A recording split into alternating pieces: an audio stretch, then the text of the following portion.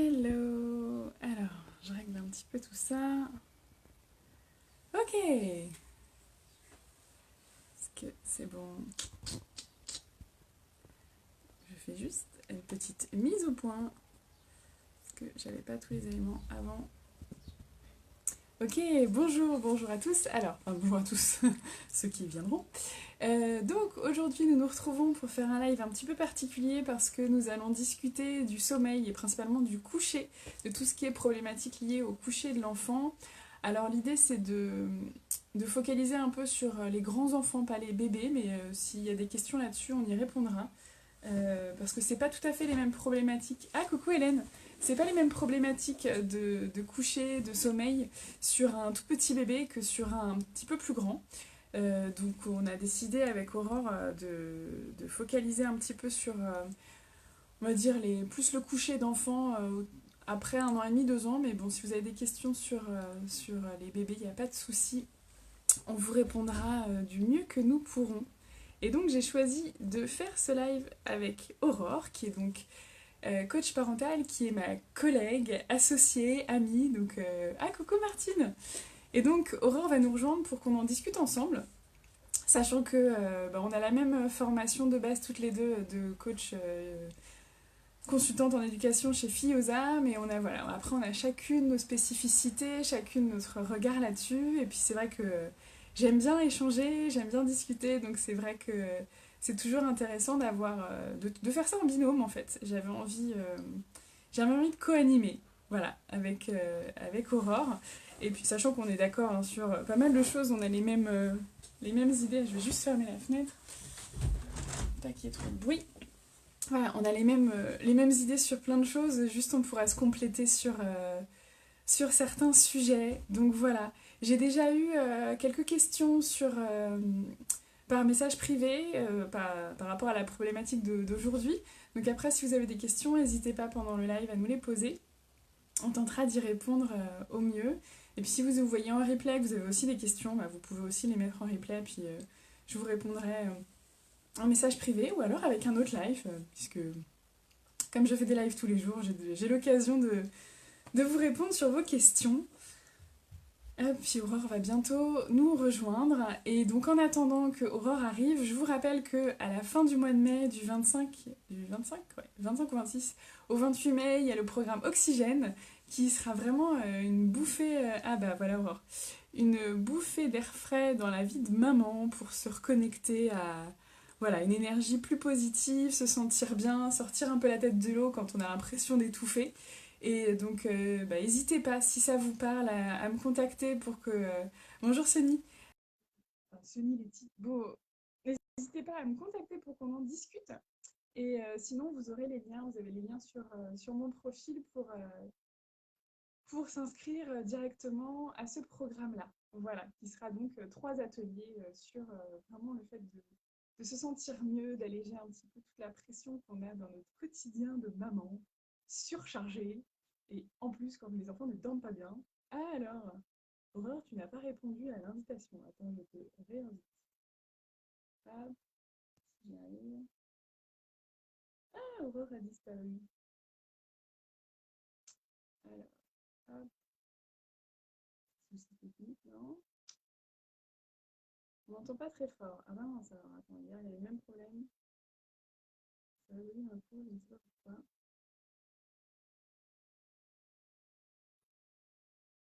J'essaye de rajouter Aurore. Coucou, Ah, tu m'entends bien? ouais, je t'entends bien. Et toi, tu m'entends? Ouais, mais je crois du coup que mon Bluetooth ne veut pas marcher, mais c'est pas grave. Écoute, on va faire comme ça. Alors, on t'entendait bien, puis maintenant beaucoup moins. Alors, je sais pas si mon téléphone. Ah, c'est depuis que j'ai bougé, mais ouais, pourtant j'ai rien touché. Ou alors, ça a touché là. Désolée, je vous passe le doigt devant l'écran, c'est pas forcément très agréable. J'essaye de voir s'il y a un réglage qui serait mauvais. Aurore, tout va bien. Les jouets du direct. J'aime bien, ça rajoute un peu de fun, un peu de piment. Allez, cette fois-ci, c'est la bonne. T'es là? Ok, c'est cool. Bon, Allez, je arrivé. suis là. J'ai trouvé comment faire, je pense. As-tu bien dormi, Aurore? Non, Honnêtement, non. Non, non, le sommeil, ce n'est pas la chose la plus acquise au monde. Et là, en ce moment, l'acquisition n'est pas là. On va dire ça comme ça. En tout cas, le sommeil, c'est pas vraiment que l'acquisition n'est pas là, mais que comme le sommeil est lié à plein de choses qui se passent au quotidien, et ben quand on a un enfant malade, on dort pas bien et lui non plus. Donc du coup, C'est ça. le sommeil est un peu plus dur. Il y a J'imagine que que ça nous doit qui se voir à arrivons. ma tête si tu le dis, mais ok, c'est pas grave. Non, Je je peux trouvais que c'était une bonne amorce pour ce sujet, mais bon.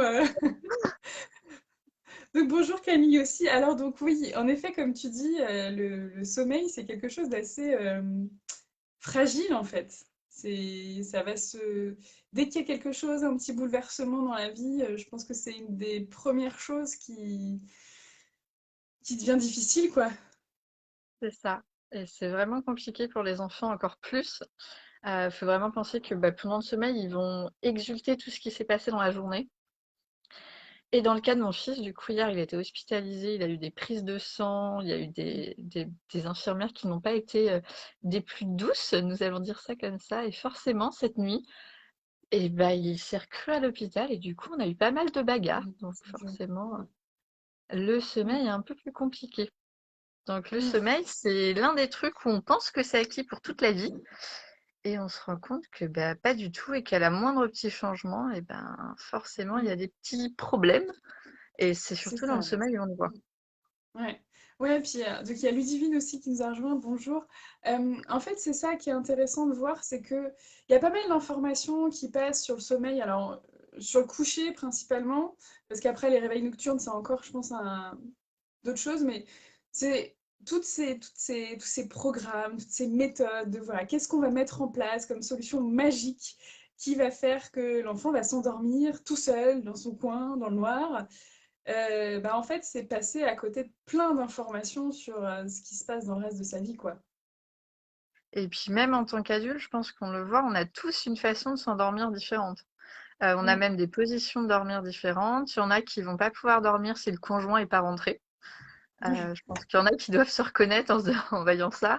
Il y en a qui vont pas Non, mais pouvoir dormir s'ils ont pas la en bonne fait, c'est couverture. marrant. C'est marrant, quand j'étais à l'hôpital, en fait, j'avais vraiment ça. J'avais tu vois, cette, ces mamans qui avaient d'une part envie que leur enfant, leur bébé qui venait de naître, dorme dans un berceau, voilà, avec des draps qui sentaient l'hôpital. Et en même temps, elles n'arrivaient pas à s'endormir parce qu'elles n'étaient pas chez elles, parce qu'elles n'avaient pas leur conjoint. Et on est là, mais oui, mais en fait, pour les enfants, c'est pareil. C'est juste que on n'a pas, on n'a pas cette conscience, en fait, on se sent presque responsable si mon enfant s'endort pas, bah, c'est peut-être que je suis pas un bon parent, que j'ai pas fait ce qu'il fallait, que j'ai pas,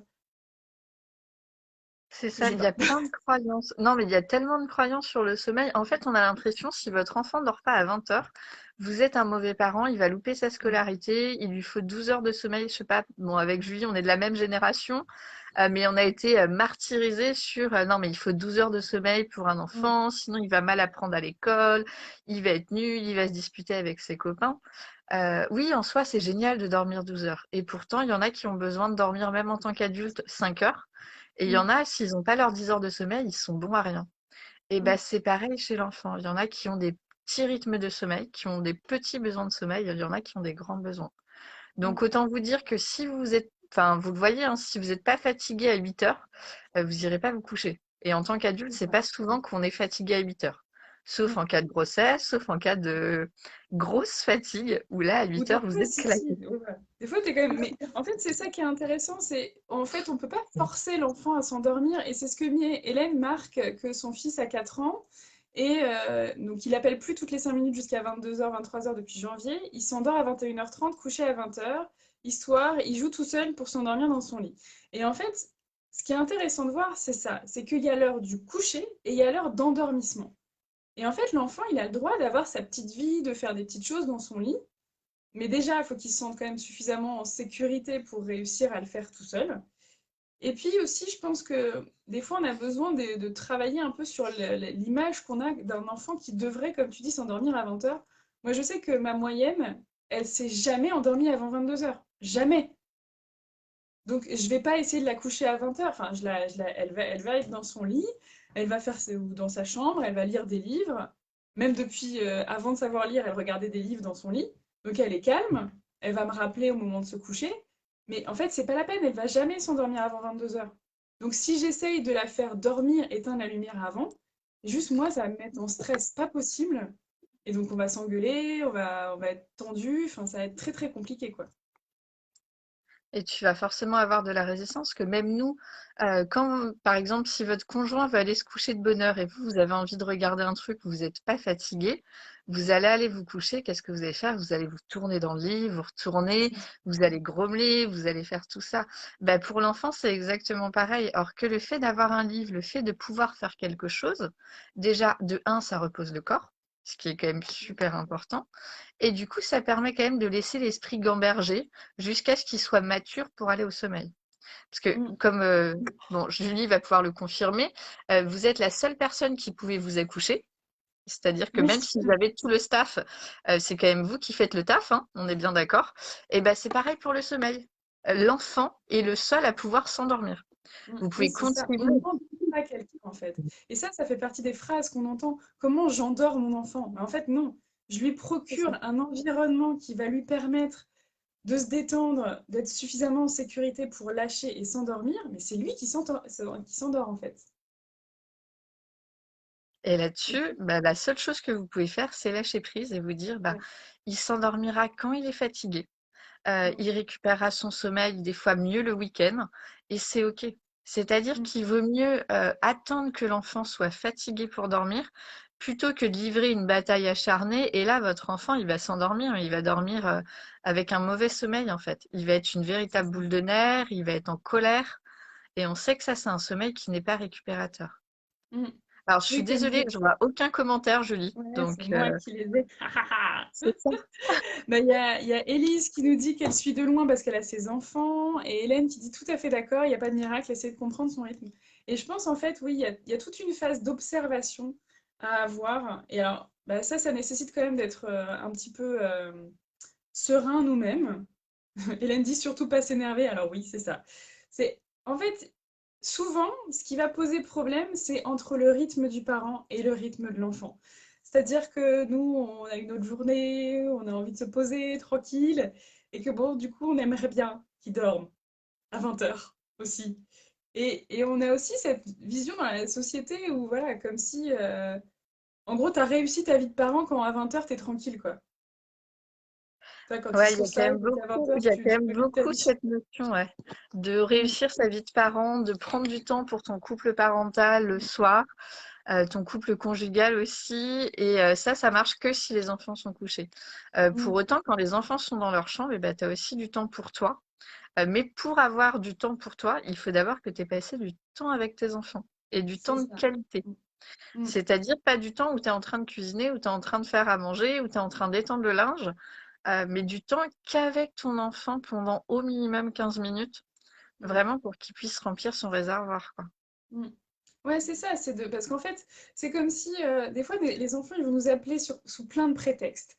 Je veux un verre d'eau, je veux faire ci, je veux faire ça. Et en fait, parfois, juste, c'est comme s'ils réclamaient leur dose, quoi. Ils n'ont pas eu assez de nous, assez de notre présence. Et donc, bah, si on répond en étant énervé, bah, ce qui est naturel aussi, hein, parce que quand on n'en peut plus, on n'en peut plus, hein. Donc voilà, l'idée, c'est pas de se culpabiliser, c'est juste d'essayer de prendre un peu de recul et de se dire, ok, en fait, juste, il a besoin que je passe un peu de temps avec, en fait. Et il le fait pas pour nous embêter. C'est ça, et à des moments, c'est difficile de se dire non, mais là, c'est bon, enfin, je viens de passer 1 heure à jouer au Playmobil avec lui. Qu'est-ce Ouais. qu'il a? Il a un problème, enfin voilà. Et en fait, quand vraiment on va creuser le plus souvent ces journées-là, en fait, l'enfant avait vraiment un problème. Mm, C'est-à-dire, on se rend pas compte, mais leurs journées, elles sont ultra stressantes. Que ce soit dès la crèche ou que ce soit à l'école, et ben, les enfants vont être très stressés. Ils vont avoir plein de frustrations tout le long de la journée. Et en fait, quand vous voyez qu'ils ont beaucoup de mal le soir à se calmer, à passer, le plus souvent, ça peut valoir le coup d'aller poser des questions sur la journée, lui demander comment s'est passée sa journée, est-ce qu'il a été contrarié, est-ce qu'il y a eu des trucs chouettes, parce que aussi c'est cool de parler de trucs chouettes. Et en fait, là, au bout d'un moment, il va vous dire, ah mais oui, c'est vrai, je me suis disputée avec Paul pour une histoire de cartes. Des fois, c'est des trucs très simples. Voilà, des trucs anodins pour nous. Et en fait, pour lui, c'est vraiment important parce qu'il se dit que bah, peut-être que demain, Paul, ça sera pas son copain. Et autant vous dire que si vous dites que votre meilleur pote, bah, c'est plus votre meilleur pote, d'un seul coup, vous dites que c'est un peu plus dur de vous endormir. Donc des fois, Ouais, c'est c'est ça. vraiment prendre ce temps d'aller chercher avec l'enfant qu'est-ce Mm. qui s'est passé dans ta journée et qu'est-ce qui fait que là, ce soir, eh ben, tu vas me réclamer au centuple comparé à d'habitude, quoi. C'est ça, il y a qu'est-ce qui s'est passé dans la journée, puis qu'est-ce qui se passe globalement dans l'environnement. Parce que c'est vrai que moi, je remarque, alors là, en ce moment, c'est ma fille de 4 ans qui est un peu compliquée à coucher. Mais en fait, elle a du mal avec l'école. Il y a eu des changements de maîtresse. Il y a eu je suis confinée, je suis pas confinée. Je vais à l'école, j'y vais pas. Ma grande sœur, elle va pas parce que sa classe est fermée. Puis moi, j'y vais. Enfin, donc c'est hyper bougeant. Et en fait, elle a besoin le soir. Et c'est ce que dit Ludivine qui dit la question que je me pose, c'est lorsque mon enfant ne veut pas aller se coucher, pas- qu'il dit qu'il n'est pas fatigué, je le crois, mais que le matin, c'est la croix à la bannière pour se lever. Et que le soir, il est exécrable car fatigué. J'entends qu'il faut lâcher sans culpabilité, qu'il récupérera le week-end. Alors il y a ça, et il y a aussi le fait que parfois, ils sont tellement de tension qu'ils n'arrivent pas à lâcher prise. C'est-à-dire que pour s'endormir, c'est comme nous, hein. Des fois, on est crevé, mais on est tellement énervé, tendu, qu'on n'arrive pas à lâcher. Et moi, je sais que là, ma fille, ben, parfois, elle a besoin le soir de pleurer, de lâcher pour. Enfin, voilà, en fait, de temps en temps, là, c'est la guerre contre moi. Elle me jette, enfin, elle s'énerve, elle me jette des trucs, elle me rejette et tout ça. Mais en fait, je sais que c'est une décharge de stress. Et je reste à côté, j'essaye d'être calme, ce qui n'est pas tous les jours facile. J'attends un peu, puis au bout d'un moment, en fait, enfin, je la prends dans mes bras, tout ça, enfin, je la prends dans mes bras plus ou moins quand elle est OK. Et en fait, il y a un moment où elle va se mettre à pleurer, et c'est des pleurs de décharge, en fait. C'est vraiment, j'ai eu... Oui, Élise, il y aura un replay de toute façon qui sera disponible sur le groupe. Et oui, en fait, il y a parfois trop de tension dans la journée, avec toutes les contraintes qu'ils ont à l'école, tout ce qui s'est passé. En plus, on les ramène à la maison, c'est la course, on fait le repas, on fait le bain, on les couche. En fait, ils sont tellement stressés qu'ils n'arrivent pas à lâcher, quoi. Pour que vous puissiez le comprendre, imaginez, vous avez passé une journée vraiment pourrie. Vous prenez la tête au boulot, vous prenez la tête, il y a des problèmes dans les transports en commun, vous prenez des bouchons. Là, votre voiture tombe en panne, vous rentrez, vous lancez une machine à laver, bam, votre machine lâche, comme par hasard. En Vous fait, ça voulez me faire un stresse. repas. Ouais, tu sens hein, le truc ou pas? Ça sent le vécu quand même. Hein. Vous voulez faire un repas, je sais pas, il vous manque comme par hasard l'ingrédient principal. Et pourtant, c'était dans votre liste de courses, quelqu'un l'a mangé vite fait. Vous savez, le petit fromage que vous aviez prévu qui a disparu de votre frigo, on ne sait pas comment. Après, je sais pas, vous recevez un appel d'une copine, vous vous disputez avec pour un truc mais totalement anodin. Et là, votre mec rentre et vous dit, bah écoute, demain soir je devais être là, mais je serai pas là. Autant vous dire que vous n'allez pas pouvoir tout de suite vous calmer. Vous n'allez C'est pas ça. pouvoir vous endormir de suite. Il va falloir que vous dites le plus souvent à votre mec à quel point il est pourri, à quel point il vous fait chier, à quel point tout est C'est injuste. Mais lui en qui fait, va tout prendre. c'est ça. C'est votre poubelle émotionnelle. C'est-à-dire que tout ce que vous n'avez pas pu dire dans la journée, bah, vous allez lui dire à lui en mode centuple. Et bah, votre enfant, le soir, il va vous faire la même chose. Et c'est ce que ta fille te fait, Julie. Hein. C'est ça, c'est ça. C'est sa Et poubelle. j'aime beaucoup cette notion de poubelle émotionnelle. Mais en fait, alors moi j'utilise l'image du bol, mais c'est vrai que la poubelle est un peu plus grande.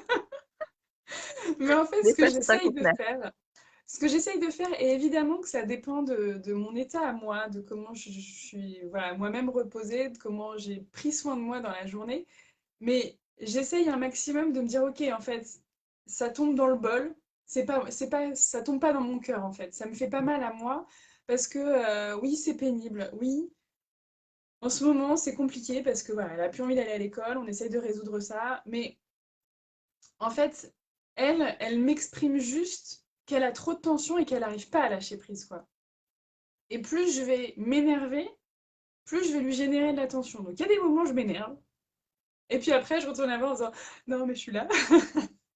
Mais c'est vraiment se dire que ben oui en fait, le coucher c'est vraiment lâcher prise et c'est compliqué en fait. C'est compliqué pour nous adultes, c'est compliqué pour nos enfants. Et puis le plus souvent, ils vont se poser dans leur lit et là, en fait, il va y avoir plein de choses qui vont gamberger.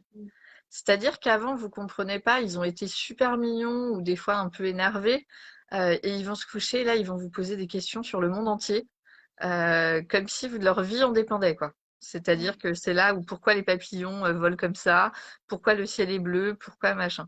Et en fait, à ce moment-là, on dit non, mais il fait exprès pour m'énerver. Mais en fait, il y a des cerveaux comme ça qui, quand ils sont immobiles, vont ultra Mm. s'activer. Et du coup, c'est des enfants qui vont avoir un milliard de questions à vous poser. Mm. Donc là Comment on aussi, fait les bébés? Il est 21h! ouais, écoute, moi, j'ai jamais eu cette question, donc je ne peux pas te dire. Ah bon? Moi, je l'ai eu. C'est vrai, et ben moi, j'ai jamais eu cette question. Je m'étais préparée à une super réponse, et voilà. Visiblement, ils savent tout seuls. Écoute, Ce sera l'objet d'un autre live. ouais. Hélène dit, respiration profonde aide quand un moment de stress pour couper, ne pas s'énerver surtout, prendre du recul et le l'EFT aussi. Oui, en fait, il y a plein de choses qui peuvent aider. Ce qu'il y a, c'est de trouver quelque chose pour nous, déjà, parce que, encore une fois, c'est comment nous, on arrive à être à l'écoute, comment on arrive à se montrer disponible, parce que ça nécessite quand même pour nous de prendre vachement, enfin, ça nécessite d'être quand même bien ancré, bien tranquille en fait, pour pouvoir accompagner un enfant qui a des difficultés à lâcher.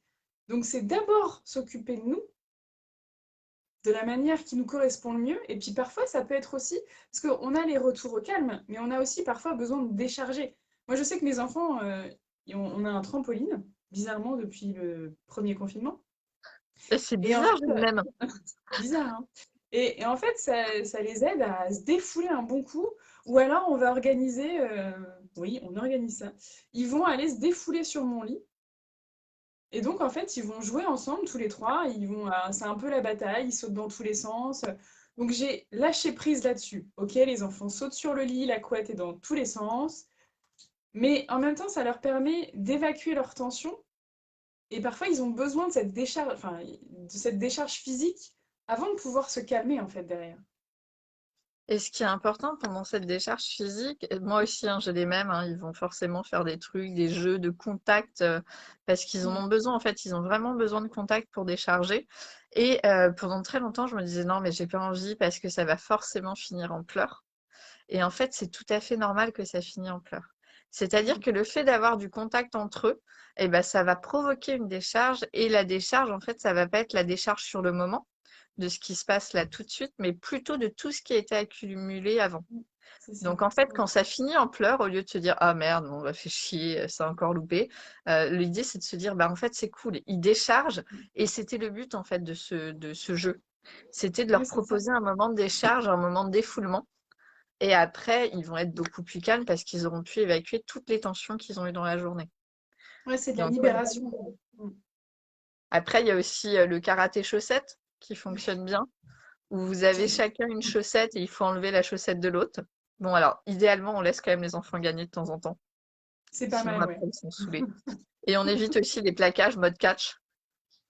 C'est pas tout. Voilà. Nous, en fait, nous, ce qu'on fait, c'est qu'on a des mots. Enfin, c'est-à-dire que s'il y en a un qui dit stop, c'est qu'on arrête. Et moi, je les laisse tout le temps gagner. Et en fait, c'est rigolo parce que voilà, les jeux comme ça crée on est dans le contact et en même temps dans le défoulement. Donc, ça fait beaucoup de bien. C'est un moment où même nous, en fait, on peut se lâcher un peu, rigoler. Et voilà, c'est assez chouette, en fait. Et puis, quand on leur laisse gagner, justement, ben, ça leur redonne du pouvoir personnel, chose qu'ils n'ont pas forcément beaucoup dans leur journée à l'école. C'est clair. Ou en crèche, ou voilà. Mais après, on est d'accord qu'au final, le souci de tout ça, c'est l'école. C'est-à-dire que si le matin, on n'avait pas besoin de se lever. La phrase, on va la sortir du contexte et bam, allez. Allez, non, mais c'est clair. Mais c'est pas grave, j'assume. Au final, le matin, on n'aurait pas besoin de se lever pour aller au travail ou pour aller à l'école. Les enfants, en fait, ils auraient leur propre rythme. Et comme on l'a le week-end, en fait. Bon, alors, je sais, il y a certains enfants, je suis désolée pour vous, parents, qui se lèvent à 6 heures, même le week-end. Oui. Moi, j'ai pas ces modèles-là, donc j'ai beaucoup de chance, parce que je suis pas du matin. Mais par contre, j'ai des couches très tard, donc pareil, hein, mes enfants, avant 22 heures, ils sont jamais couchés. C'est pas vrai. De temps en temps, ils sont couchés de bonne heure quand ils ont eu vraiment des journées éprouvantes. Mais en fait, en général, leur rythme de sommeil, c'est plutôt 21h30, 22h, pas avant. Et en fait, si je les laisse dormir, ils vont dormir jusqu'à 9h30 le matin. Mm. Mais en fait, c'est leur rythme et on a chacun un rythme biologique. Il y en a qui sont des lève-tôt, il y en a C'est qui ça. sont des couches tard. Et c'est comme ça depuis qu'on est tout petit, hein. On est tous programmés biologiquement. Et après, il y a le fameux réveil plus tôt le week-end. Tu sais, celui qui fait plaisir. Où toute la semaine, en fait, tu es obligé de les sortir du lit de façon un peu compliquée. Et que, en fait, le week-end, ils vont se lever tout seuls à 7 heures, alors que bah, toi, tu as envie de dormir et que voilà.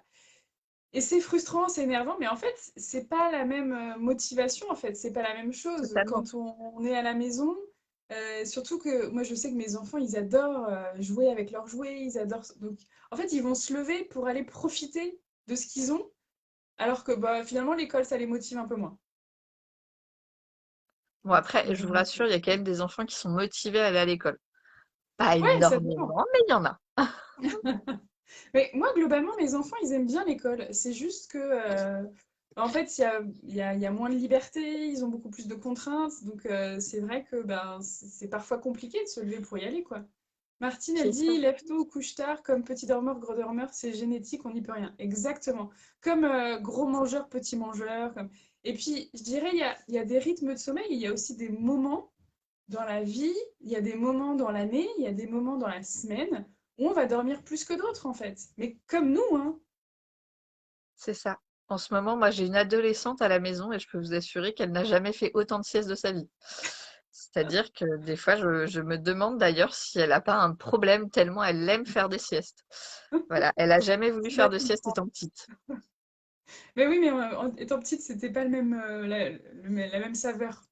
C'est ça. Après, Mais là, on c'est sent vrai. vraiment les En besoins du fait, corps, quoi. je trouve que parfois on se pose beaucoup de questions alors que, mais finalement, enfin finalement, il y a plein de choses qui sont juste liées au rythme naturel et si on se pose des questions sur comment on réagit nous, comment on se couche nous, on se rend compte qu'en fait on n'est pas si différent que ça de nos enfants. C'est juste que on n'a pas la même façon de le voir en fait. Parce que nous, on se gère tout seul. Il n'y a personne qui se dit oh là là, quand est-ce qu'elle va se coucher? Et donc, il y a moins de stress à ce niveau-là. Alors, je suis pas tout à fait d'accord sur oh là là, quand est-ce qu'elle va se coucher, parce que des fois, quand tu as un mari ou un conjoint, ils savent te le dire de bon, tu comptes aller te coucher un jour ou pas, tu vois. Non, moi, c'est moi qui dis ça au mien. Ah, tu vois, je savais bien qu'il y en a toujours un des deux dans le couple. Et des fois, c'est les animaux. Je sais pas, Ouais. non, toi, ton chat, il te le fait pas. Mais avant, Non, moi, mon j'avais chat. un chien et en fait, il râlait devant la porte à une certaine heure pour que j'aille me coucher.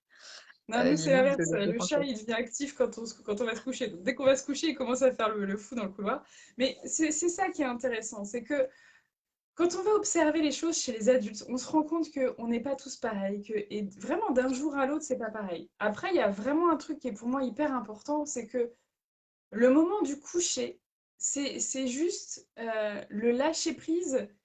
Et donc, en fait, c'est tout ce qui se sera passé avant, tout ce qui s'est passé dans la semaine, dans la journée, dans les mois. Enfin, et il y a aussi une question de séparation, en fait. Quand on se couche, ben, en fait, c'est un moment où ben, papa, maman, est-ce qu'il dort à côté de moi? Est-ce que je peux l'appeler tout le temps? Est-ce que je me sens suffisamment en sécurité pour savoir que si j'ai besoin de quelque chose, il va venir? Donc, il y a aussi pas mal de choses là-dessus qui jouent, en fait. Totalement. En fait, il y a vraiment cette notion de gardien du sommeil. Bon, alors, j'espère ne choquer personne en disant ça, mais nous venons tous quand même des âmes préhistoriques. C'est-à-dire qu'avant, on vivait en tribu, dans des grottes, et à cette époque-là, en fait, on avait des gardiens du sommeil, c'est-à-dire des personnes qui étaient là toute la nuit et qui veillaient sur la tribu. Donc, en fait, on savait très bien que si votre gardien de sommeil est là et veille sur les bêtes sauvages, bon, bah, vous pouvez dormir tranquillement tant qu'il fait pas de bruit.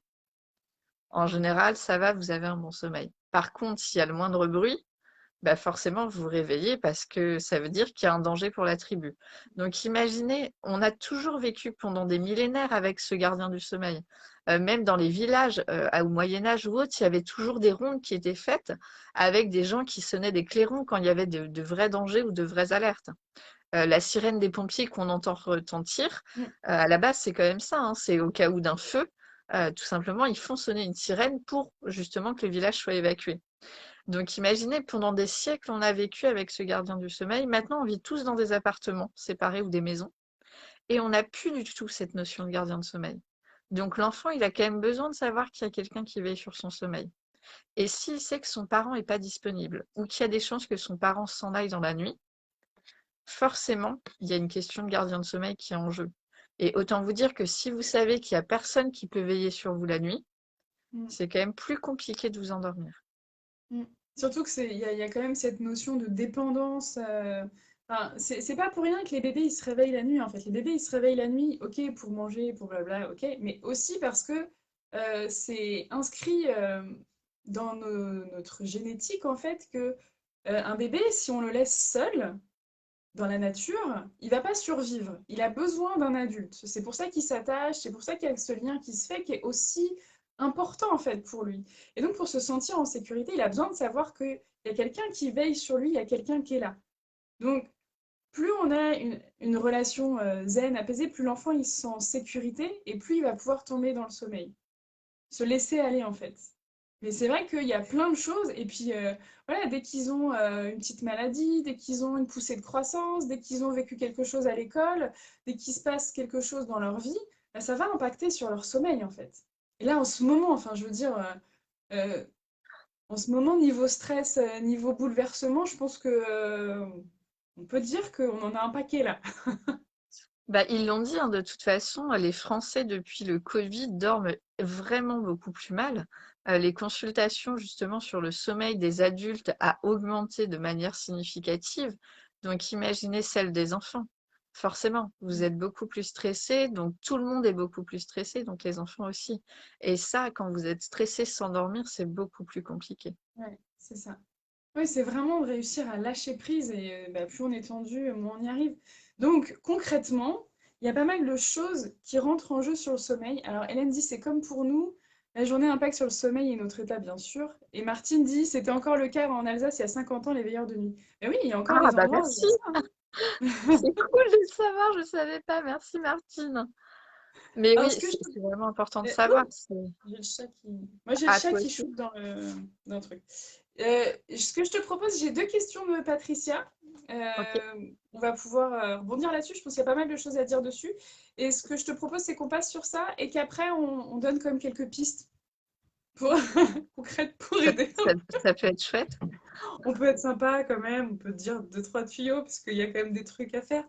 Alors, Patricia m'a envoyé des messages. Elle me disait donc elle a sa fille de 7 ans qui a besoin d'une veilleuse pour s'endormir. Comment faire pour lui retirer? Alors, la Alors, première question, ça va être, est-ce qu'il y a besoin de lui retirer? c'est ça. Et je pense que c'est... Mais c'est ça en fait. Et là, ça touche aussi tout ce qu'on va avoir comme croyance que ben, un enfant qui va bien, ce serait un enfant qui va s'endormir seul dans sa chambre, dans le noir, avec rien du tout. Alors qu'en fait, en soi, Martine dit aussi pourquoi lui retirer. En soi, bah, c'est pas forcément un problème qu'il ait une veilleuse. La question, enfin qu'elle ait une veilleuse. La question, ça va être plus d'essayer de comprendre, ben, est-ce que c'est juste quelque chose voilà, qui l'aide à s'endormir et s'apaiser et c'est OK? Ou est-ce qu'il y a d'autres choses derrière qui rentrent en jeu? Est-ce Alors, il y a une anxiété ou des choses comme ça? c'est vrai que pour la veilleuse, il y a quand même cette notion que quand il y a une veilleuse, il y a une mauvaise production de mélatonine. Mm. Parce que tout simplement, la mélatonine, c'est quelque chose que vous allez capter dès le matin. Au premier rayon du soleil, vous allez vous gorger de mélatonine. Dès l'instant où l'intensité lumineuse et l'intensité sonore va commencer à baisser, vous allez commencer à la sécréter. Et effectivement, malheureusement, actuellement, il n'y a aucune veilleuse sur le marché qui existe qui permet une très bonne sécrétion de la mélatonine. Donc, c'est sûr que l'endormissement va être un petit peu compliqué et du coup, si on a moins de mélatonine dans le corps, le sommeil est de moins bonne qualité. Pour autant, à côté, il faut vraiment voir si cette petite fille, elle a besoin ou pas de cette veilleuse. Parce que si elle en a besoin, si c'est quelque chose qui lui permet d'avoir un meilleur endormissement, d'être plus apaisée, de pouvoir se réveiller la nuit et de voir ce qui se passe ou autre, alors là, c'est pas un souci. C'est-à-dire peut-être qu'elle en a juste besoin pour le moment et quand elle aura trouvé qu'est-ce qui lui fait peur, ou en tout cas comment s'en passer, elle le fera d'elle-même. Donc des Mm. fois, ça peut être ça, ça va être bah, chercher qu'est-ce qui lui fait peur, qu'est-ce qu'elle craint, qu'est-ce qu'elle a besoin de voir qui va arriver. Parce que souvent, la veilleuse, c'est ça, hein, c'est juste j'ai besoin de voir ce qui va arriver. Et des fois, ça peut être anodin, hein, des choses, mais on s'en rend pas compte. L'autre jour, j'avais une cliente avec sa fille, donc sa fille a 6 ans, et elle expliquait justement qu'elle avait besoin de la veilleuse pour dormir ou autre. Donc quand j'ai commencé à questionner, elle m'a expliqué qu'elle, elle faisait des cauchemars avec des licornes ensanglantées. Ah, dis donc, c'est... Écoute, on n'a pas arrivé à trouver l'origine de ça, donc on a dessiné cette licorne ensanglantée et en fait, on a dit: «Mais qu'est-ce qu'on pourrait faire pour cette licorne?» Pour qu'en fait, elle fasse plus peur, mais qu'elle soit drôle. Hmm. Du coup, je lui ai demandé: «Mais quand est-ce que toi, tu as des taches rouges un peu comme ça partout?» Elle m'a répondu: «Quand on mange des lasagnes bolognaises». Bah voilà, OK c'est une et ben, on licorne lui a fait des mondiale. lasagnes bolognaises à cette licorne et du coup, maintenant, à chaque fois qu'elle repense à cette licorne, elle voit en fait un plat de lasagne, où elle s'en fout partout et d'un seul coup, elle ne fait plus peur, cette licorne. Mais Donc ça, des c'est fois, ça peut être des choses comme ouais. ça. Ça, je trouve que c'est déjà un premier outil hyper intéressant pour tout ce qui est peur. Ouais, Alors, on pourra en reparler après, mais tout ce qui est peur, peur du noir, peur des cauchemars, peur de plein de choses. Déjà, le fait de dessiner, donc dessiner, c'est déjà un très bon support. Et puis parfois, les enfants, ils savent pas trop de quoi ils ont peur ou ils n'arrivent pas à le dire directement. oui, Et moi, ce qui marche pas mal aussi, c'est quand tu fais parler la peluche ou tu vois, moi j'avais une maman, sa fille, en fait, elle savait pas quoi dire, enfin, elle savait pas dire de quoi elle avait peur, de quoi elle avait besoin. Par contre, elle avait sa poupée, et donc elle savait dire de quoi avait peur sa poupée et de quoi avait besoin sa poupée. Et en fait, c'était par ce biais-là qu'elle arrivait à exprimer des choses qu'elle pouvait pas forcément dire pour elle. Donc parfois, juste de décaler un peu le support, de pas c'est ça. poser les questions directement, ça permet d'explorer plus facilement. Et des fois, ça peut être des choses vraiment très simples. Par exemple, le dessin animé Hôtel Transylvanie. Tu l'as vu, Julie? Non, je suis nulle en Alors, dessin animé. c'est un dessin animé où en fait, on Ah, c'est montre des plein de... vampires. Ouais, c'est ça, c'est des vampires, mais il y a des petits monstres, il y a plein de choses. Et dedans, il y avait Frankenstein. Et cette Mm. petite fille, la deuxième peur qu'elle avait, c'était si Frankenstein venait et qu'il perdait sa main. Parce qu'elle avait Mm. vu dans Hôtel Transylvanie Frankenstein qui pouvait Attends, je, perdre sa je main. réponds à une question de ma fille, je te laisse, je t'écoute. Ah d'accord, je croyais que tu parlais à ton chat pour une fois. Et du coup, en fait, cette petite fille, on a imaginé tout ce qu'elle pourrait faire avec Frankenstein pour l'aider. Alors, ça a été recoudre sa main, ça a été l'agrafer, ça a été Mm. scotcher, ça a été lui faire des guilis pour voir si d'autres mains tombaient. Et en fait, elle avait plein d'outils au cas où Frankenstein vienne. Et du coup, bah, tout de suite, c'était beaucoup plus facile. Mm. Oui, c'est ça. Puis c'est rentrer dans l'imaginaire, rentrer dans le jeu, et puis redonner du pouvoir en fait. Parce que ce qui se passe là face aux peurs, en fait, souvent la peur, il y a de l'impuissance. Et donc là, en Ouais, fait, c'est même si c'est symboliquement, je vais reprendre du pouvoir par rapport à ma peur. La licorne, je vais la rendre drôle en fait. Ce qui me fait peur, je vais trouver des solutions pour que je puisse agir dessus en fait. Et donc ça baisse vachement la peur.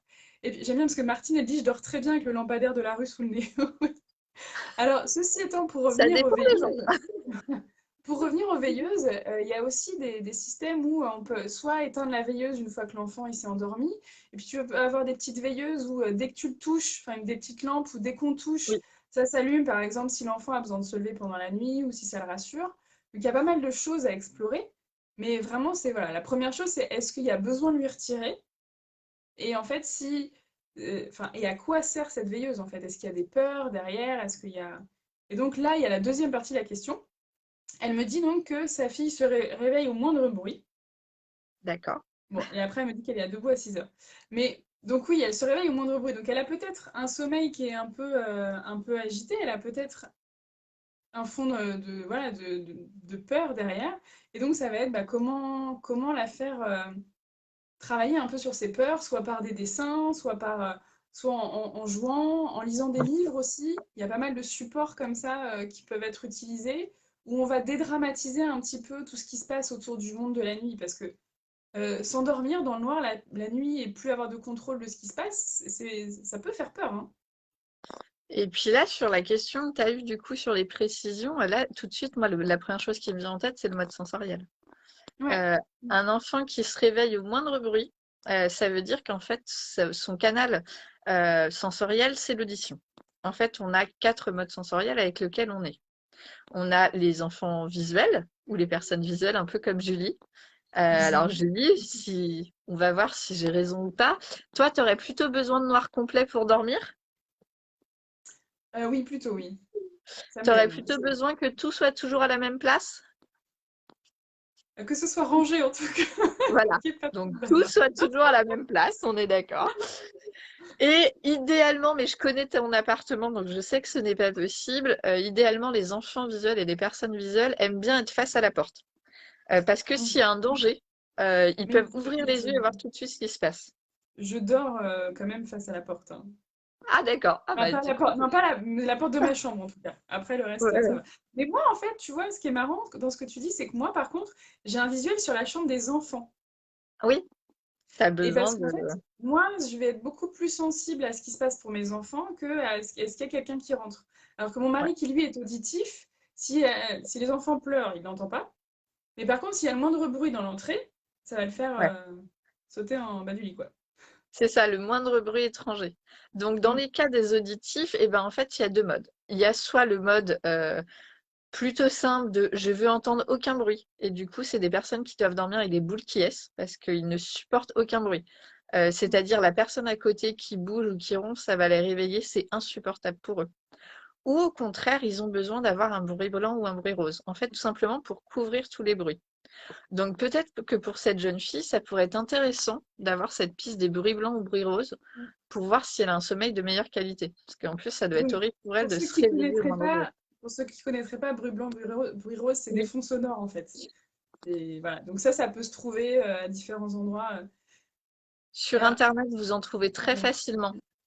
Alors, bruit blanc, ça va plutôt être des bruits que vous pouvez entendre, comme des bruits de cœur, des choses comme ça. Des bruits d'aspirateur, des bruits très forts, des bruits de sèche-cheveux. Il y a certains enfants qui s'endorment très facilement en voiture juste à cause du bruit. Des fois, il y a des parents qui font semblant, ils enregistrent leur bruit de moteur et J'ai du cru que coup, tu ils allais le dire remettent. qu'ils le font. T'imagines à côté. Écoute, quand tu vas faire des photos chez un photographe, tu verras qu'ils le font. Ils font vouh comme ça. C'est super J'adore. étonnant. Et à côté, on a des personnes qui ont plutôt tendance à avoir un besoin de niveau de décibels plus faible. Et là, Mm. ça va plutôt être des bruits roses. Donc, ça va plutôt être des bruits de vagues. Donc, ça vaut vraiment le coup d'essayer les deux bruits pour voir lequel va vraiment lui apporter un meilleur sommeil.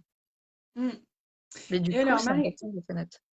Marie-Christine marque, mon fils a peur de la fin du monde, espace, il en pleure souvent le soir. Mais ça aussi, c'est une peur à explorer, en fait, à voir un petit peu qu'est-ce qu'il y a derrière, de quoi il a peur exactement, puis voir comment on peut lui permettre de retrouver du pouvoir personnel par rapport à ça. Et puis, il faut savoir Hélène, qu'il y a des périodes sensibles hein, où les enfants ont ces peurs-là. Elles sont communes à beaucoup d'enfants, en général vers 6-7 ans. La peur de la fin du monde, souvent ils découvrent que les dinosaures du coup ont disparu. Donc là aussi, ça peut valoir le coup d'aller discuter avec, de voir ça en journée, de voir qu'est-ce qui fait que bah, la fin du monde n'est pas proche, même si on peut se poser la question avec le Covid. Mais bon, c'est un autre sujet. Mhm. C'est ça. Ok, et pour poursuivre un petit peu sur la question de Patricia, donc Hélène qui dit boule qui est depuis mes 21 ans, Marie-Christine qui dit bingo, donc je pense qu'elle parle des dinosaures. Ah, Donc Patricia disait debout à donc sa fille toujours debout à 6 heures, et elle marque j'aimerais tellement qu'elle dorme plus longtemps. Mais elle se lève tôt. Alors, après, il y a d'autres choses, hein. Donc déjà, debout à 6 heures, c'est pas forcément un souci. La question, c'est est-ce qu'elle est fatiguée ou pas, quoi. Parce qu'en c'est fait, ça. un enfant qui va bien et voilà, qui passe sa journée tranquillement, qui n'est pas spécialement irritable et tout ça, qui se lève tôt, finalement, si c'est son rythme, c'est pas forcément un souci. Après, dans le j'aimerais tellement qu'elle dorme plus, est-ce que c'est pour pouvoir avoir un peu plus de temps pour soi ou est-ce que c'est parce qu'elle se préoccupe de sa fille? C'est encore d'autres questions. C'est ça. Elle dit elle se lève pour aller voir la télé. Et comme si elle était inquiète de se retrouver seule, car il faut toujours qu'elle vienne nous voir. Donc là encore, je pense qu'il y a des questions à explorer par rapport à de quoi elle a peur exactement. Et par contre, moi, je dirais attention aux écrans, surtout le matin déjà. Essayer de limiter au maximum, mais de se retrouver tout seul face aux écrans le matin avant même d'avoir entamé sa journée, je trouve que c'est pas forcément ce qui est le plus favorable pour avoir une journée après plus stimulante. Parce que les écrans, ça absorbe énormément d'énergie, énormément de capacité d'attention. Et du coup, alors, Martine a dit debout à 6 heures, à quelle heure elle était couchée? Si couchée à 8 heures, elle a dormi 10 heures. Bah oui. Mm. C'est ça. En fait, la question, c'est, et puis est-ce qu'elle va faire des siestes? Enfin, voilà, est-ce qu'elle se sent fatiguée ou pas, quoi? Un enfant qui se lève à 6 heures, qui est anxieux, Mm. qui est irritable et où on sent qu'il y a quelque chose qui va pas, évidemment qu'on va aller explorer pour faire en sorte qu'elle s'apaise un petit peu et qu'elle puisse dormir mieux. Mais parfois, ça convient aussi à l'enfant, en fait. Il y a des enfants qui se lèvent à 6 7 heures tout le temps, quoi. Jusqu'à Et l'adolescence. puis, la question aussi qu'il faut se poser peut-être, c'est du coup, si c'est 6 heures pile, qu'est-ce qui sonne ou qu'est-ce qui fait du bruit à 6 heures pile? Sachant qu'elle est Oui. auditive, Mm. des fois, ça peut être un truc anodin, hein, ça peut être un Un voisin qui camion prend sa poubelle. douche, Mm. un camion poubelle. Moi, Mm. il passe pas à 6 heures, il passe plus à 9h30. Mm. C'est ça. Martine, elle met le seul critère d'un bon sommeil, c'est la qualité de la veille, la qualité d'éveil dans la journée. Exactement. Et puis C'est Martine, ça. elle sait parce qu'elle a beaucoup travaillé en PMI. Et oui, en fait, le point le plus important, c'est pas de compter des heures. Et vraiment, je pense que c'est un peu comme l'allaitement, en fait. Arrêtez de compter, arrêtez de regarder quelle quantité, quel machin et tout. Comment il va cet enfant, en fait? Est-ce que il grandit bien? Est-ce qu'il va bien? Est-ce que C'est ça. il reste des capacités d'attention? Est-ce qu'il arrive à avancer dans sa journée? En fait, des fois, on se pose des questions juste parce qu'on est dans l'hyper-contrôle de la quantité, alors que finalement, tout va bien, quoi. Et pour le sommeil, effectivement, je te rejoins sur les écrans le matin. Il y a une étude qui a été faite hein, sur des enfants qui allaient à l'école en ayant regardant la télé et sans regarder la télé. Et en fait, leur taux d'apprentissage dans les premières heures sont totalement absorbés par la télé. Mm. C'est-à-dire, c'est des bulles au cuit, entre guillemets, hein, on est d'accord, quand ils vont regarder la télé et qu'ils vont aller devant parce que ça a pris toute leur capacité d'attention. Ouais, Et on ça sait que les absorbe tout. premières heures sont hyper importantes, surtout en Mm. primaire, où ils mettent vraiment les matières les plus importantes les premières heures. Alors après, au Mm. collège, on évite parce que là, il y a un déficit de sommeil. C'est autre chose, c'est que le C'est matin, ça. ils sont pas réveillés. Mais c'est vrai, c'est ça. Et c'est vraiment, pour les écrans, si possible, éviter le matin. Déjà, limiter en quantité, faire très attention à ce que les enfants regardent et qu'ils regardent pas tout seuls. Enfin voilà, ça, c'est tout, il y a tout un débat. Et pas non plus. Marie-Christine est morte de rire sur les buts au cuit. Et faire très attention aussi aux écrans avant de se coucher. Parce qu'en fait, il y a aussi pas mal de parents qui vont se dire, allez, le soir, il y a un petit temps d'écran, il y a un petit dessin animé, il y a tout ça. Mais en fait, ça génère aussi du stress et donc, bah, ça va pas faciliter le sommeil, en fait. Déjà, toute la lumière bleue, tout ça, ça génère de l'excitation. Et des fois, on a l'impression que ça les calme. Parce qu'en fait, comme tu dis, c'est des bulles au cuit quand ils sont devant la télé. Mais en fait, c'est une fausse impression. C'est juste qu'ils sont absorbés. Et pendant ce temps, il se passe un milliard de choses dans leur cerveau. Et donc, quand on va couper l'écran, ça va être compliqué, en fait. Et puis, il y a aussi cette notion que l'écran, en fait, c'est une véritable drogue. Mm, Et réellement, hein, quand on passe un cerveau sous IRM, quand il est mis sous les écrans, en fait, c'est exactement la même chose que si vous prenez un rail de coke.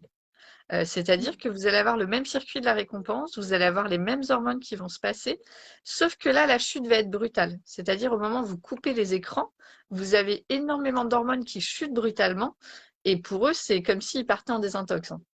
mm, Donc imaginez essayer de vous endormir quand vous avez l'impression de ressentir du manque, et ben c'est pas possible. C'est mm. vraiment impossible pour les enfants. En plus, si Ouais, c'est c'est très un compliqué. visuel, la stimulation visuelle va vraiment venir solliciter la rétine. Du coup, ça va solliciter tous ses sens, surtout son sens principal. Autant vous dire que derrière, il va avoir des flashs lumineux qui va rester très longtemps. Et Mm. pareil, aller vous endormir avec des flashs lumineux, c'est très compliqué. C'est ça.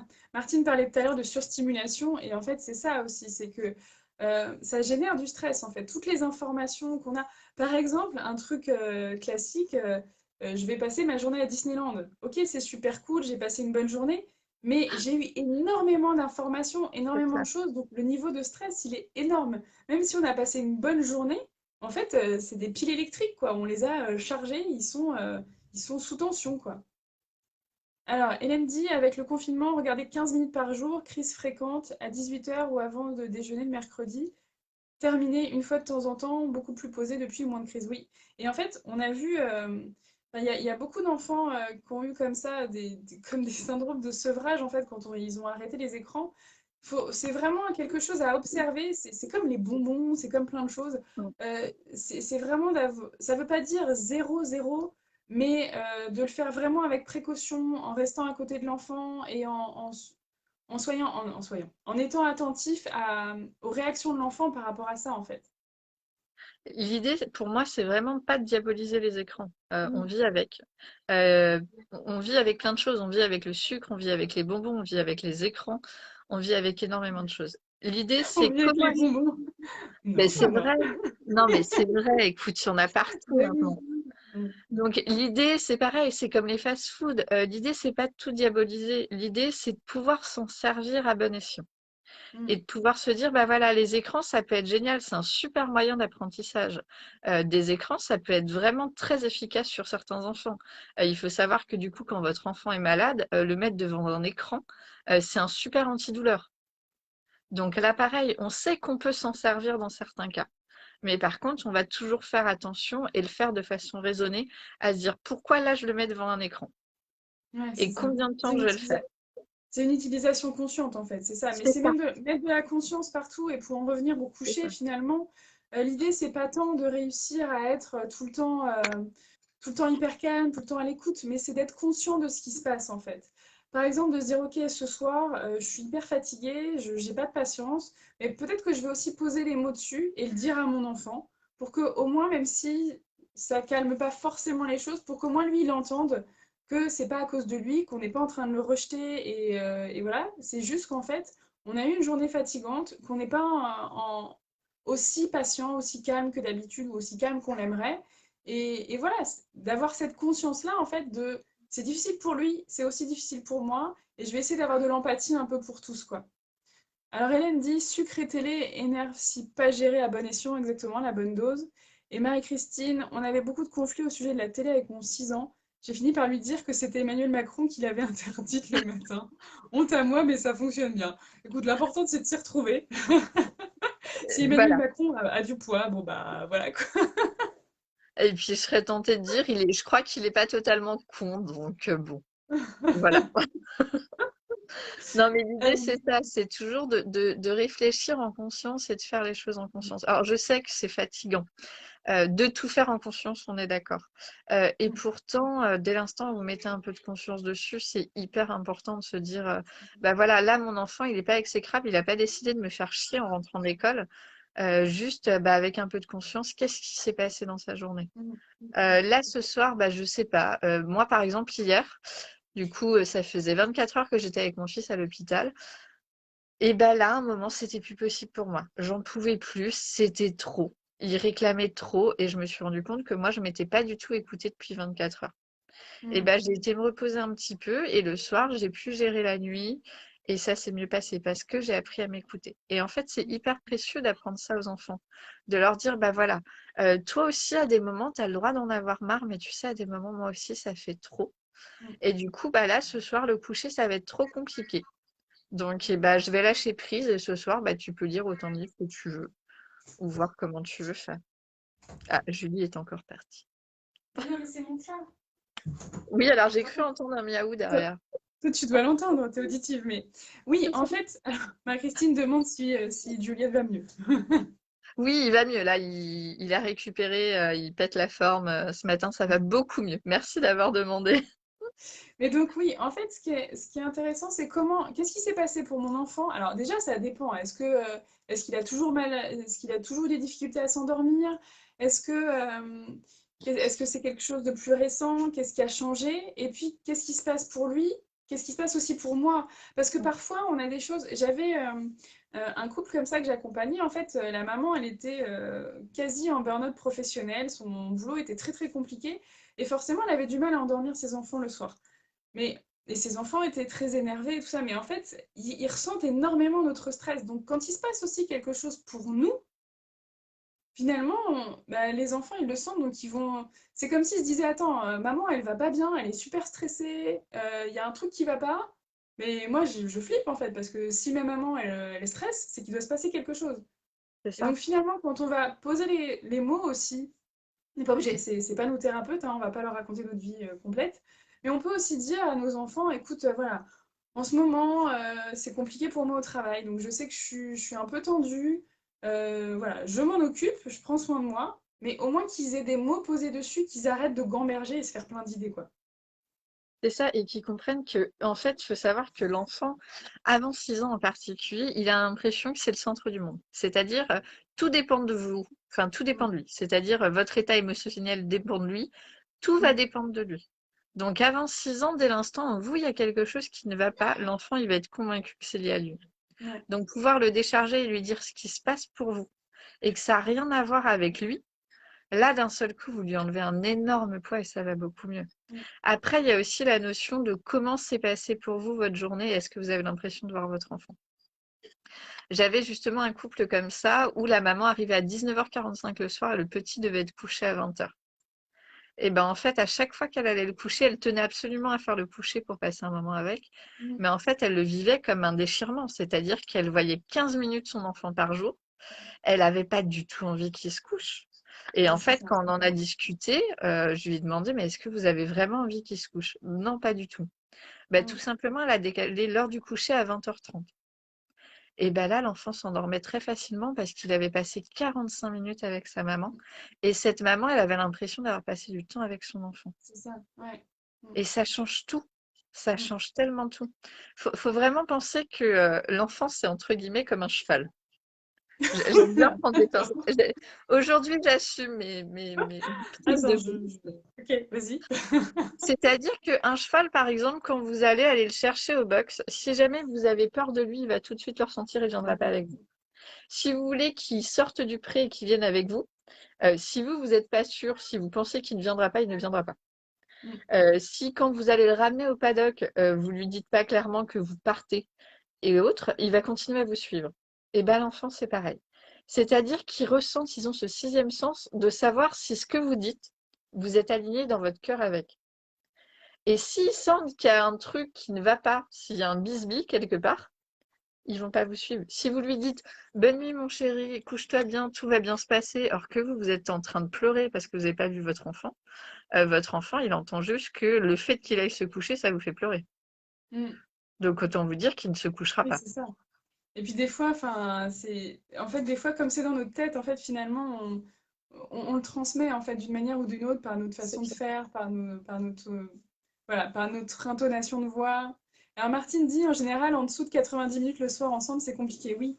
Et c'est vrai que ça devient hyper compliqué parce que il y a beaucoup de parents qui vont finir assez tard le soir, où les enfants sont... pour le coup, il y a des enfants qui sont fatigués dès 19h30, 20h, hein, il y a un peu de tout. Et donc, ça devient compliqué, en fait, de gérer les plannings de tout le monde. Donc, c'est vraiment comment je peux trouver des plages où on va passer du temps ensemble et puis faire avec des fois les contraintes du quotidien qui sont assez compliquées, hein. Et puis pour les enfants justement qui sont fatigués à 19h30, 20h, il faut vraiment penser au train du sommeil. C'est-à-dire qu'on a un train du sommeil qui passe toutes les 1h30. Si vous voyez votre enfant qui commence à bâiller à 19h, là, il faut peut-être se poser la question, qu'est-ce qui est le plus intéressant? Qui dort maintenant ou qui dort dans 1h30, mais par contre, dans 1h30, il sera plus dur à coucher parce qu'il sera beaucoup plus fatigué. Mm. Donc, des fois, c'est ça, ça va être de se dire, bah, là, c'est une fenêtre de tir, qu'est-ce que je vais faire? Qu'est-ce qui est le plus bénéfique? Qu'il aille se coucher maintenant et qu'il rattrape son repas plus tard? Ou au contraire, qu'il passe le repas avec nous, qu'on passe du temps et après qu'on puisse y aller? Oui, j'ai compris, tu as envie de récupérer ta maman. Oui, c'est ça. C'est ça. T'as vu? Maintenant, je la connais tellement bien qu'elle a même pas besoin de parler, je devine aussi sec. Elle en a marre, mais bon. Bah oui, parce que donc sa classe est fermée. Bon. Et donc, alors, Patricia avait une deuxième question. Elle disait, ma deuxième de 3 ans a besoin de me toucher les cheveux et d'avoir son bib dans la bouche. Et dans la nuit, elle se réveille et réclame son bib de lait, soit son bib de lait, soit son bib d'eau. Alors, je pense qu'il y a deux choses là-dedans. Déjà, le fait d'avoir besoin de toucher quelque chose, J'ai cru le voir fait d'avoir besoin quelqu'un. de toucher quelque chose, je pense que tu vas nous reparler des modes sensoriels. Et puis, je me dis, le fait d'avoir quelque chose dans la bouche, est-ce que ça pourrait être lié aussi au réflexe archaïque? Alors là, il y a plein de choses qui viennent. Alors effectivement, quelqu'un qui a besoin de toucher, c'est un mode tactile. T'es Mm. d'accord avec moi ou pas? Ouais, d'accord. Je vois ça, c'est d'accord. Le mode tactile, c'est vraiment des personnes qui ont toujours besoin de toucher.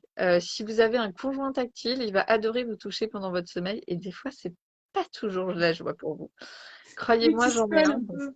Mm. Ouais, tu vois, qui vient se coller contre toi au moindre réveil. Voilà. Il y en a qui ne sont pas tactiles, du coup, ça les réveille beaucoup. Donc, en fait, le mode tactile, c'est vraiment, ils ont besoin d'être en contact avec votre corps, ils ont besoin de vous toucher pour s'endormir. Du coup, là, ça a l'air d'être un mode tactile assez fort quand même, parce qu'à 3 ans, voilà, en général, ils en ont besoin pour le sommeil. Après, ce que j'entends aussi, c'est un besoin de succion. Ouais. Et je me demande à 3 ans, du coup, qu'est-ce qui fait qu'elle est encore avec un biberon? Mm. Est-ce que c'est un enfant qui a un grand besoin de succion? Est-ce que du coup, il pourrait être remplacé par une tétine? Mm. Ça pourrait être intéressant. Est-ce que ça serait possible de mettre un verre ou autre pour que justement Une l'enfant tétine ou autre bénéficie? chose, parce que moi je sais que avec Ou un mes enfants, mâchouillé? voilà, le mâchouillou c'est pas mal en fait. Ouais. Parce que du coup, ça n'a pas les effets négatifs de la tétine sur la position des dents et tout.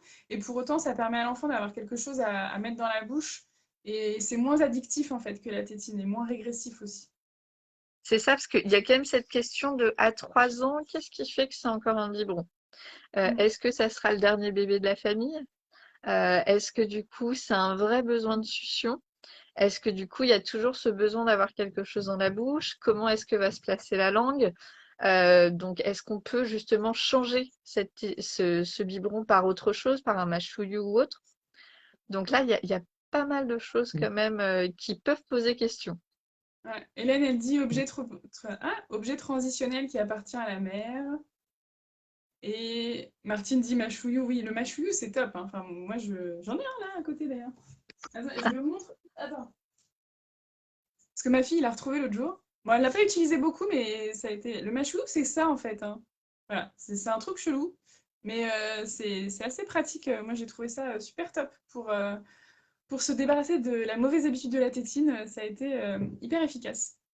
Alors, est-ce qu'un bébé de 9 mois qui se lève toutes les nuits à 5h30 vous choque? Nous sommes fatigués. Alors, il y a la fatigue des parents, oui. Après, est-ce qu'elle se lève et du coup, après, elle se rendort pas?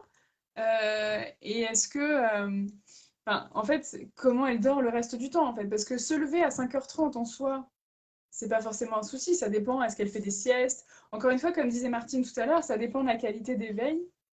Non, je ne vous fais pas tourner. Et, non, je ne vous fais pas tourner, elle va pas tourner quand même. Mais si c'est troquer un bib contre une totote ou un mâchouillou, en fait, à 9 mois, c'est de savoir comment elle mange. Enfin, pour les petits, c'est encore différent parce que c'est voilà, alors Marie-Christine dit elle se rendort après un bib. En fait, il y a plein de choses à voir par rapport à la fréquence de ses biberons, de ses repas, est-ce que tout va bien.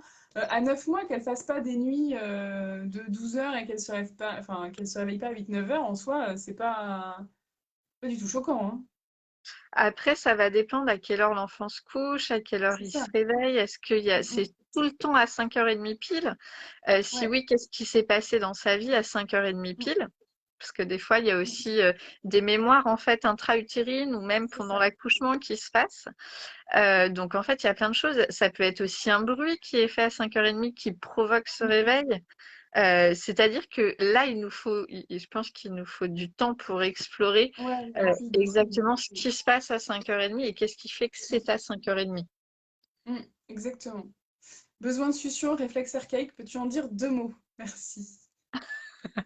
Ouais, En deux bah, mots, ça va être deux dur. mots, c'est chaud quand même, hein. Bah, tout simplement, on est avec déjà in utero, le bébé comment ça s'appelle, le réflexe archaïque de succion, ce qui est plutôt bon signe. Il est pleinement développé à 37 semaines de grossesse. Donc en fait, c'est grâce à ça que tout simplement le bébé elle va avoir le réflexe de sucer, donc téter le sein, et tout simplement de déglutir pour pouvoir s'alimenter. Ce réflexe archaïque de succion, il doit disparaître aux alentours de 4 mois pour commencer à arriver vers la mastication. Bon, maintenant, on sait que c'est pas vraiment 4 mois, c'est plus vers 6 mois, où vraiment on commence à avoir ces premiers réflexes en fait de succion qui vont disparaître pour arriver à de la mastication. Ensuite, cette mastication, le réflexe va commencer à évoluer et va avoir l'élocution. Donc l'enfant qui va commencer à gazouiller ou autre. Donc en fait, le réflexe archaïque, comment expliquer ça? C'est déjà préprogrammé dans le corps pour qu'on puisse survivre. C'est vraiment les réflexes de survie pour qu'on puisse grandir et bien se développer. Donc Mm. en fait, un réflexe archaïque de succion qui reste trop présent va amener beaucoup de soucis, des soucis d'oralité, des soucis de fausse route, des soucis dans la mastication, dans l'élocution. Et du coup, ça, c'est quelque chose qu'on va venir retravailler à partir de 6 ans. Et il Mm. faut savoir qu'un En fait, réflexe archaïque non inhibé va empêcher les autres de bien s'inhiber. C'est Ouais, je ça. vois bien, En t'en fait, as c'est marre, ça. Choupette. C'est vraiment un cycle, en fait. C'est-à-dire que les réflexes, il y en a qui sont là à la naissance, qui vont devoir disparaître pour laisser place à d'autres, chérie. Et qui ensuite, en fait, vont permettre plein de choses parce que ça va jouer sur l'équilibre, ça va jouer sur la mastication, ça va jouer sur la motricité. Donc, il y a toute une chaîne de réflexes. Et ça, après, ça nécessite un examen un peu plus approfondi, des tests pour voir ce qu'il y a. Martine rajoute le biberon de lait la nuit, ça lui maintient l'habitude de manger au milieu de la nuit. Oui, en ce qui concerne l'enfant de 3 ans, oui. En fait, enfin, le fait de reprendre un biberon la nuit, il y a vraiment une question là-dessus, parce que c'est pas juste boire un verre ou quelque chose, c'est avoir un biberon. Donc il y a à la fois je mange la nuit, ça dépend à quelle quantité, et à la fois je prends un biberon, c'est-à-dire que j'ai ce besoin de succion. Donc qu'est-ce qui est derrière ce besoin en fait finalement? Et Est-ce puis, que il c'est y a un aussi, besoin de se rassurer, d'avoir quelque chose ouais, dans... il y a quand même le Alors, besoin Hélène du coup demande de si faire je fais l'IEF. intervenir Non, l'adulte. en fait, Hélène, ce n'est pas l'IEF, c'est le Covid. Elle a juste sa classe qui est fermée parce qu'il y a eu un cas dans sa classe. Donc voilà, c'est pas l'IEF, c'est la vie actuelle. Et il y a vraiment cette aussi notion que du coup, il faut faire intervenir le parent. C'est pas Mm, comme s'il y avait un biberon d'eau à côté qui pouvait être servi et pris. mm. Là, il y a vraiment cette notion de je fais venir mon parent, donc il y a aussi un besoin de se faire rassurer. Ouais. Donc là aussi, il y a pas mal de choses à Mm. aller peut-être Oui, il y a pas explorer. mal de choses à voir parce qu'à 3 ans, aller réclamer un biberon la nuit, Mm. voilà, il y a pas mal de choses derrière. Donc je pense que ça nécessite d'en discuter un petit peu et de voir voilà, quel besoin ça comble en fait. Qu'est-ce qui fait que cet enfant a besoin d'un biberon la nuit? Et je me fais manger la joue. Et alors, je voudrais juste, pour finir, parce que ma fille n'en peut plus, Et qu'il est euh, 13h06 et que mon estomac crie famine. bon, ben, on va faire. Je vais juste parler vite fait de tout ce qui est routine et. Ben, routine, quoi. C'est-à-dire que tu as parlé tout à l'heure des trains de sommeil et je pense que c'est quelque chose qui est intéressant. Pour moi, il y a routine et rituel d'endormissement. La routine du soir, c'est tout ce qu'on va faire le soir. Par exemple, bah, tous les soirs, on va manger. Tous les soirs ou un soir sur deux, on va prendre un bain. Voilà. Tous les soirs, peut-être qu'on aura 10 minutes de temps de jeu. C'est vraiment les grands temps forts du soir. Et ce qui donne de la sécurité à l'enfant de savoir un peu qu'il y a ces grandes étapes en fait qui se passent le soir. Et après, il y a vraiment le rituel d'endormissement qui est pour moi un moment qui doit être beaucoup plus court et qui se fait au moment où l'enfant commence à montrer les signes de sommeil. Parce que, en fait, enfin, quand l'enfant commence à être fatigué, l'endormissement, c'est 5 minutes, hein. Donc, si le rituel d'endormissement il dure une demi-heure, bah, en fait, mon enfant il commence à être fatigué. Je fais mon rituel et puis bah, le temps que j'ai fini, il est plus fatigué. Et Martine dit, alors, on peut le diminuer très progressivement en quantité sans que ça se voie et le diluer peu à peu aussi avec de plus en plus d'eau. Oui, alors en fait, ça, c'est un petit truc qui peut aider pour enlever le biberon de la nuit. Après, encore une fois, c'est qu'est-ce qu'il y a autour, en fait? Qu'est-ce qui est... Est-ce que c'est juste une habitude, on va dire, qu'on peut faire disparaître petit à petit? Ou est-ce qu'il y a vraiment quelque chose derrière de besoin de faire venir maman, de besoin de se rassurer, de besoin de succion, tout ça? Donc je pense qu'il y a quand même plusieurs choses à regarder derrière. Est-ce que tu avais quelque chose à dire sur le rituel? Bah non, je pense que tu as tout dit sur le rituel, hein. C'est ça, c'est l'idée, c'est vraiment d'avoir une routine de sommeil et un rituel. Et du Mm. coup, de différencier les deux pour que l'enfant puisse avoir des repères dans sa journée et puisse déjà s'anticiper en fait par rapport au sommeil. C'est un grand Je n'importe quoi. crois que tu as des oreilles de lapin. Non, mais je suis d'accord, hein. Il Et faut que- une dernière chose qu'on n'a pas citée, mais Ouais. que je trouve assez chouette avec les enfants, c'est tout l'univers de la magie en fait. C'est-à-dire qu'on parlait tout à l'heure des dessins face aux peurs, en fait, de changer la licorne en quelque chose de rigolo. Mais il y a aussi, en fait, tout l'univers de la magie. C'est-à-dire que quand il y a des peurs de monstres, parce que la peur des monstres, on y passe tous. En plus, la nuit, il y a des formes et tout ça. Donc, on peut avoir un spray anti-monstre, on peut avoir un attrape-rêve, on peut avoir des petites phrases à dire le soir avant de s'endormir. Ça rentre dans l'univers de l'enfant Et vraiment, c'est rentrer avec ben, ses armes à lui, en fait. Les armes de l'enfant, c'est l'imagination, c'est la magie. Et donc, plutôt que de dire à l'enfant, non, il n'y a pas de monstre, il n'y a pas de monstre, il n'y a pas de monstre, qui, oui, en effet, il n'y a pas de monstre, mais en fait, pour lui, il y en a. Donc, ça va pas forcément l'aider. C'est comme si on parle à son côté rationnel qui est encore beaucoup trop immature. Donc, c'est, voilà, comment on va faire autrement? Et donc, moi, mes filles, elles ont mis des attrape-rêves. Et du coup, ça les a permis, en fait, ça leur a permis de s'apaiser et de se dire, OK, comme ça, je vais moins faire de cauchemars. Hélène, elle dit une boîte où on les enferme dedans virtuellement. On peut, enfin, il y a vraiment. Et c'est marrant parce qu'en fait, on peut utiliser ça aussi en tant qu'adulte, hein. C'est-à-dire que en tant qu'adulte, on peut aussi se dire, ok, alors j'ai tous mes soucis de la journée, je vais les mettre pour la nuit, je vais visualiser de les mettre dans une boîte. Et évidemment, demain matin, je les reprendrai quand même parce que l'idée, c'est pas de nier. Mais les monstres, on les reprend pas, hein. Mais voilà, tout ce Attends, qui il y me en a qui tourne. sont sympas des fois, hein. Eh ben Le oui, midi. j'ai un super livre sur ça d'ailleurs, qui s'appelle Tous les monstres ont peur du noir. Et c'est hyper mignon parce qu'en fait, ça raconte que en fait, les monstres, s'ils font du bruit, c'est parce qu'ils claquent des dents, parce qu'ils ont peur des ombres. Ouais.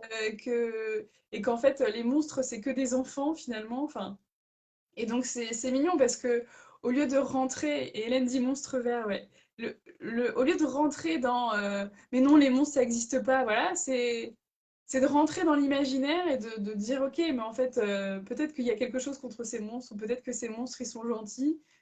Et puis voilà, utiliser ça en fait. Ça peut permettre de s'apaiser en tout cas. C'est Parce que ça, et puis ça finalement, redonne du le pouvoir dessin, c'est de la personnel aussi. symbolique. Mm. Les peurs, on peut les déchirer, on peut les brûler, on peut en faire plein de choses, hein. Le divine dit, je dois vous quitter, oui. Merci d'avoir abordé le sommeil. J'ai aimé votre authenticité, votre dynamisme. Merci pour les clés que vous avez abordées. Bon après-midi. Merci, Ludivine, c'est gentil. Merci. Mais je pense que voilà, il y a pas une formule magique. Il y a plein de méthodes vendues sur Internet, voilà, méthode chrono-dodo, méthode super dodo, méthode je sais pas quoi. Enfin, mais en Oui, vrai, le sommeil, c'est beaucoup plus complexe que ça et ça nécessite de se sentir bien. Et donc, je pense qu'il y a plein de petits outils comme le fait de décharger son stress, le fait de passer du temps avec son enfant, tout ce qui est aussi retour au calme, comme les méditations, les relaxations, les choses comme ça. Mais comme dit Hélène, chaque enfant est différent, chaque famille est différente, et c'est pas juste on va utiliser une méthode qui va changer les choses. On va aller explorer un petit peu plus et voir ce qui se passe pour chacun en fait. Et la Lunibox, parce que j'aime bien. Et alors, moi, et aussi un truc que je voulais dire, c'est que, euh, en fait, parfois, l'enfant, il peut passer un petit moment seul dans son lit, comme on disait tout à l'heure, faire des petites activités et tout, ou alors à côté de son lit, à un endroit où il y ait une lumière apaisée pour que justement, il puisse commencer à rentrer quand même un peu dans ce moment de sommeil. Donc, à diminuer un peu les lumières, lui permettre de rentrer un peu, voilà, dans un état plus calme. Mais il peut jouer un petit peu, il peut lire un petit peu, même s'il ne sait pas lire, il peut regarder des livres, avoir des activités comme ça où nous, ça peut nous permettre de nous décharger, d'aller faire autre chose, s'il a déjà eu suffisamment de temps avec nous et qu'il arrive à rester seul. Et puis ensuite, de revenir faire le rituel de l'endormissement ou qui s'endorme tout seul après. Mais qu'on n'est pas forcément obligé d'être 2 heures à côté de lui jusqu'à ce qu'il s'endorme, quoi. Enfin, moi, je fais comme ça. c'est tout à fait ça. Hélène qui dit, il y a des outils qui aident, il faut surtout observer son enfant, essayer de le comprendre, être à son écoute. Oui. Et C'est encore ça. une fois, et encore une fois, être aussi très, très je trouve indulgent envers nous-mêmes. C'est normal qu'il y ait des jours où on en est marre. C'est normal qu'il y ait des jours où on n'ait qu'une envie, c'est que notre enfant il se couche et qu'on puisse être tranquille, posé sur le canapé. On a besoin aussi, nous, de nos bouffées d'oxygène. Donc c'est comment on va faire en sorte de répondre un maximum aux besoins de chacun. Comment on va essayer de goupiller tout ça, trouver de la place pour tout le monde en fait. Passer tous les jours un temps de qualité avec lui où on est là à 100% avec lui pour jouer, l'écouter, rigoler. Oui. Et ça, c'est pareil. Passer des moments de qualité où on est à 100% avec lui, c'est dans l'idéal. Dans l'idéal, c'est ça. Mais dans la vraie vie, on a parfois plein de trucs en tête. On a parfois voilà, plein de prises de tête. Et donc, on a du mal aussi à lâcher et à être 100% avec notre enfant. Et je pense que c'est OK en fait. Faut juste, voilà, être indulgent envers soi, poser les mots et faire de notre mieux et puis travailler dessus en fait pour voir comment je peux apaiser mon mental à moi aussi, quoi. T'allais dire un truc, Aurore? J'allais dire, Julie, j'ai une consultation dans 15 minutes et j'ai pas mangé. Ok, oui. Et j'ai vraiment Ok, besoin de faut que manger. ça avance. Ça marche. Ah oui, mais on dit qu'on n'a pas poté, hein. Bon, C'est ça, c'est... Je te remercie beaucoup, Aurore. avec Bonne plaisir. consultation. Betty. Merci à tous ceux qui sont venus. N'hésitez pas à nous mettre des petits commentaires pour ceux qui reverront en replay. Oui. Voilà. Et puis, je vous souhaite à tous une belle après-midi. Et puis, à bientôt. À Salut, bientôt. Aurore. Salut. Ciao.